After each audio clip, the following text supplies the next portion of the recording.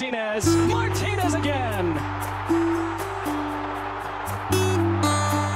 Quarter final ম্যাচটিতে আর্জেন্টিনার অন্যতম তারকা লিওনেল মেসিকে ঘিরেই যেন সকল স্বপ্ন বুনেছিলেন বাজ পাখি খ্যাত গোলকিপার এমিলিয়ানো মার্টিনেজ। তাই তো নিজের সর্বোচ্চতা দিয়ে চেষ্টা করে ফিরিয়েছেন দুটো ট্রাইব্রেকার শট। সেখান থেকেই যেন এক প্রকার নিশ্চিত হয়ে যায় দলের জয়। আর তাতেই আর্জেন্টিনার এমন একটা কীর্তি গড়েছেন যেটাতে সর্বকালের শ্রেষ্ঠত্বের খেতাব অর্জন করেছেন এমিলিয়ানো মার্টিনেজ।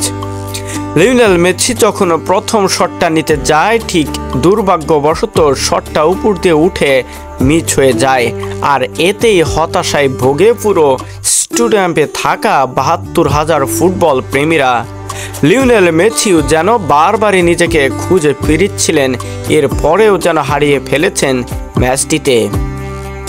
যখন আর্জেন্টিনার poster boy Lionel Messi penalty শুটআউটটা মিস করলেন, এরপরে এমন একটা দৃঢ় প্রতিজ্ঞা করে গোলকিপিংয়ে দাঁড়িয়ে গেলেন, নিচে দেয়াল হয়ে যেভাবেই হোক না কেন আমাকে শটটা ঠেকাতেই হবে।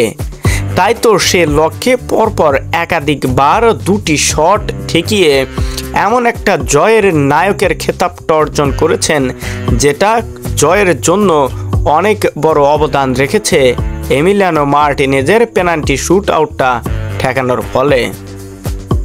তিনি বলেই ফেলেছেন, বিশ্বকাপে চ্যালেঞ্জ নিয়েছিলাম লিওনেল মেসিকে প্রয়োজনে জীবন দিয়ে হলেও একটা ট্রফি জেতাবো। আর এবার কোপা আমেরিকায় আমরা আরও একবার চ্যালেঞ্জের মোকাবেলা করতেছি লিওনেল মেসির জন্য। আমাদের বিশেষ করে যে ডিফেন্ডিং চ্যাম্পিয়ন রয়েছি সেটার খেতাবটা ধরে রাখার জন্যই এমন লড়াই আমাদের মাঠের খেলায় সবসময় থাকবে।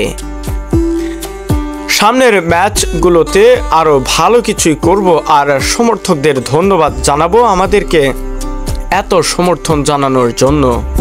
যাই হোক, আমরা ফাইনাল ম্যাচটি অবধি যাব এবং সমর্থকদের ভালো কিছুই আশা করব সবার কাছ থেকে।